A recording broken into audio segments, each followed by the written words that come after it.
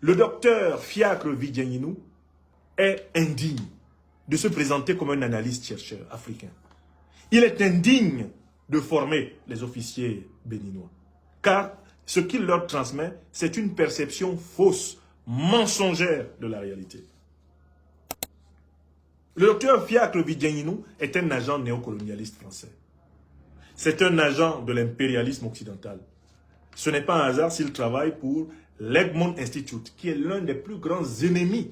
Parmi tous les instituts qu'il y a au monde, l'Egmont Institute, basé en Belgique, est l'un des plus grands ennemis de l'Alliance des États du Sahel. Il n'héberge pas par hasard ce chercheur qui est un véritable traître à l'Afrique, un ennemi à l'Afrique. L'article de M. Fiacre Vidiagnino n'est pas scientifique, parce qu'il est incapable, premièrement, il est incapable de nommer clairement l'ennemi de l'Afrique. Il est incapable d'originer et de sourcer les organisations terroristes. Parce que s'il le fait, Fiacre sera obligé de dénoncer ses patrons, Patrice Talon, Emmanuel Macron et le roi de Belgique. Il sera obligé de dénoncer l'alliance sous l'aile de laquelle lui il évolue, l'OTAN. Donc c'est un lâche intellectuel, il n'est pas courageux.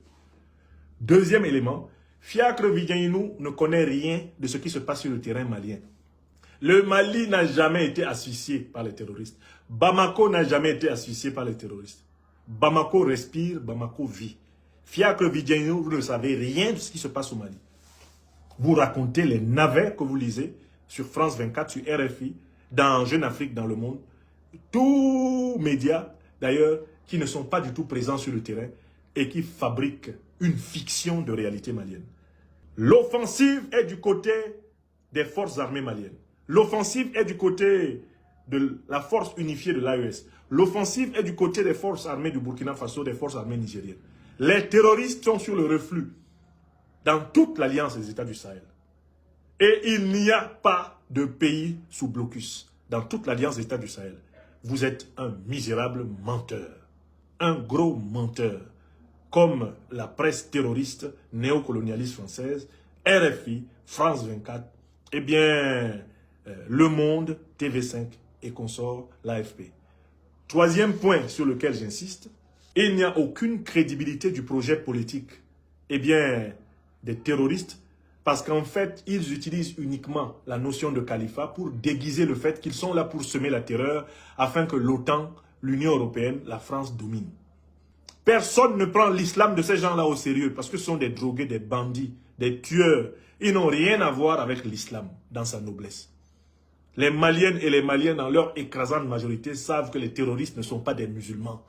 Ils utilisent et salissent le beau nom, le saint nom de la religion musulmane pour servir les intérêts néocolonialistes français, les intérêts impérialistes occidentaux et moyen-orientaux. C'est tout.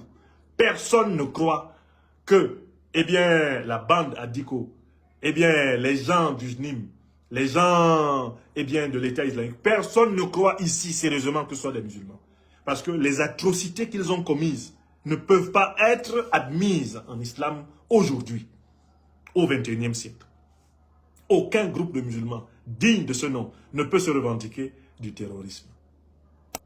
Enfin, Fiacre Vidiagnino ne se rend même pas compte de l'absurdité de sa démonstration. Essayer d'établir que le terrorisme instaure la justice à la place de l'État postcolonial. Essayer d'établir que le terrorisme instaure la sécurité. C'est le comble de l'incongruité logique, morale et factuelle.